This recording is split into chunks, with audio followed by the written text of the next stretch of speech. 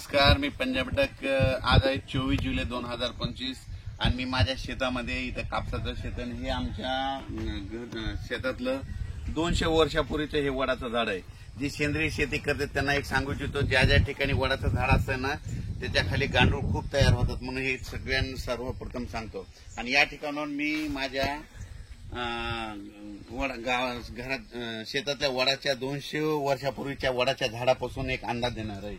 तर ह्या वडाच्या झाडापासून एक तुम्हाला सांगू इच्छितो, राज्यात मध्ये आज सांगायचं तर 24 जुलै पासून ते 27 जुलै पर्यंत राज्यात वेगवेगळ्या भागात जोराचा पाऊस पडणार आहे. कुठं रिमझिम पडणार आहे, कुठं मुसळधार पडणार आहे, कुठं 8 दिवस होणार आहे, म्हणून हा अंदाज लक्षाचा.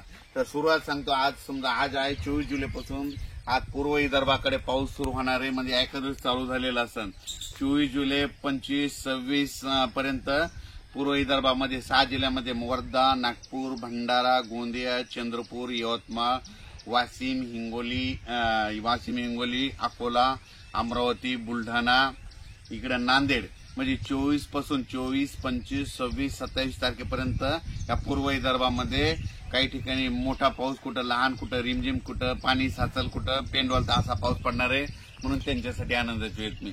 त्याच्यानंतर पश्चिम विदर्भात देखील म्हणजे 5 जिल्ह्यामध्ये 24 आजपासूनच पाऊस सुरू झालेला असेल, आता सुरू देखील होईल.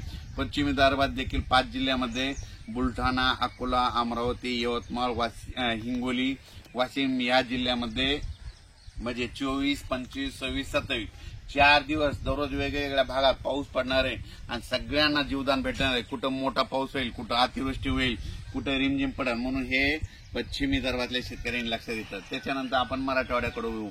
नांदेड जिल्ह्यामध्ये काल मी घुंगराळ या ठिकाणी शेतकरी मेळाव्यात गेल्याच्या नंतर नांदेड जिल्ह्यामध्ये आज मध्ये पाऊस चालू आहे. नांदेड जिल्ह्यामध्ये धर्माबाद, बिलोली,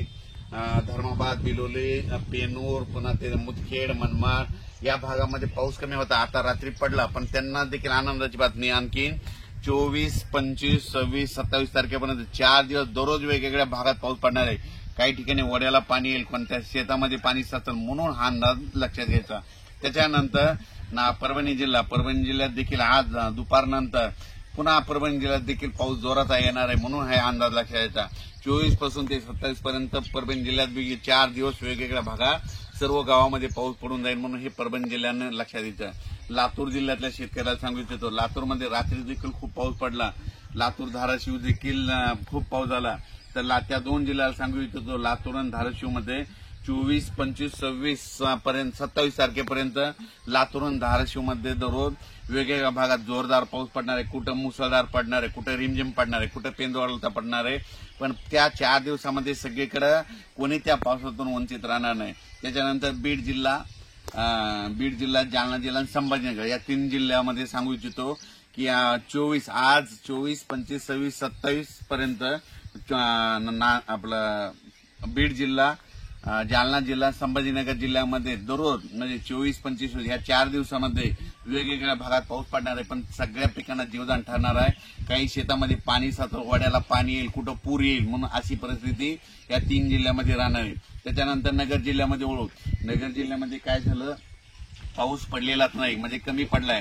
तर ते शेतकऱ्याचे फोन येतात, मला पाऊस नाही.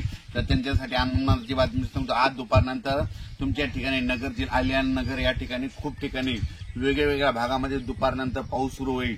पण तुमच्या भागामध्ये आयल्यानगरमध्ये म्हणजे 24, 25, 26, 27, 28 पर्यंत वेगवेगळ्या भागात पाऊस पडेल आणि तुमच्या देखील पिकाला जीवदान ठरणार आहे, म्हणून हे लक्षात यायचं.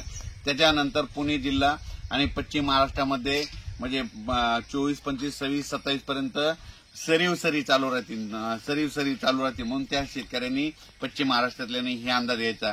त्याच्यानंतर आता आपण ओळखू सगळ्यात महत्वाचं उत्तर महाराष्ट्रामध्ये धुळे जिल्हा, नंदुरबार जिल्हा, इकडं लासूर, इकडं जळगाव, पारोळा, यावल या भागामध्ये काय झालं, शेतकऱ्याचे फोन आले, आमच्याकडे पाऊस नाही, जवळपास 15-20 दिवस झाला, काही भागात पडायला आणि काही भाग सुटलेला आहे. तर त्यांच्यासाठी त्या आपलं धुळे जिल्हा, जळगाव जिल्हा, नंदुरबार, चाळीसगाव या तालुका या भागाच्या शेतकऱ्याला सांगतो की आज 24 तारखेला म्हणजे बऱ्याच ठिकाणी पाऊस सुरू होईल. 25ला आणखीन थोडा वाढणार आहे, 26ला जास्त वाढेल आणि 26, 27ला मात्र तुमच्या इकडे चांगला रिमझिम पाऊस पिकाला पडणार आहे. म्हणून त्या उत्तर महाराष्ट्र खानदेशल्या शेतकऱ्यांनी हा अंदाज लक्षात त्याच्यानंतर आपण इकडे वळू, खानदेशाकडे वळू, जळगावकडे वळू. जळगाव कडल्या शेतकऱ्याला सांगू इच्छितो आणि जळगावच्या घाटाच्या खाल्ल्या शेतकऱ्याला सांगू इच्छितो. टुणकी ते नांदुरा त्या भागात देखील काही भागामध्ये घाटाच्या वर बुलढाण्याकडे पाऊस झाला, खाली झालेला नाही. तर त्यांना देखील सांगतो या 4 दिवसामध्ये 24, 25, 26, 27 जुलैपर्यंत चांगला पाऊस पडणार आहे, म्हणून हा अंदाज लक्षात घ्यायचा. पण राज्यात मात्र या म्हणजे आता ह्यामध्ये 27 तारखेपर्यंत कोणी याच्या पावसात वंचित राहणार नाही.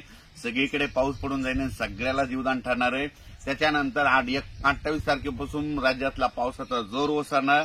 29 तारखेला परत पूर्व विदर्भ, पश्चिम विदर्भाकडे चांगलं ऊन पडणार, म्हणून शेतीचे कामे करून घ्यायला काही हरकत नाही. म्हणून हे अंदाज लक्षात घ्यायचा. त्याच्यानंतर हे पाऊस गेल्याच्या नंतर 28 तारखेच्या नंतर पाऊस विश्रांती घेतल्याच्या नंतर 28 जुलैच्या नंतर विश्रांती घेतल्याच्या नंतर मग ऑगस्टच्या मात्र दुसऱ्या आठवड्यात पाऊस येणार आहे. मग शेतकऱ्यांनी तोपर्यंत 10-12 दिवसामध्ये शेतीचे कामे करून घ्या. म्हणजे 28 जुलैपर्यंतच पाऊस आहे. त्याच्यानंतर 10-12 दिवसानंतर परत काय होणार आहे, थोडी विश्रांती देईल शेतकऱ्याला कामं करण्यासाठी. आज जर हे पाऊस नाही थांबला तर हे सगळे जे एवढं पीक आलेलं आहे ना, हे कापसं इतक्या पावसानं आमच्याकडले उंबळत आहेत, म्हणून हे लक्षात घ्यायचं. आणि अचानक वातावरणात बदल झाला तर लगेच एक निषेध दिला जाईल. हे आहे आपला 3x1 कापूस. 3x1 वर एकदाच खत दिलेला आहे, परत खत देणार नाही. आता याची वाढ बंद करणार आहे. जमलं तर काय करणार आहे, एक तर लिवोसिन मारणार आहे किंवा चमत्कार मारून कल्टर मारून याची वाढ बंद करणार आहे, म्हणून हे लक्षात घ्यायचं. आणि या कापसाला 2 फवारण्या केलेल्या आहेत, 3 फवारण्या झालेल्या आहेत. सुरुवातीला काय केलं तर हुमिक जेल एक मारलं होतं, चॅलेंजर एक मारलं होतं. त्याच्यानंतर बीएसएफ कंपनीचं सेपिना देखील मारलेलं होतं. हे असा प्लॉट आहे आणि याला 3 फवारण्या झालेल्या आहेत.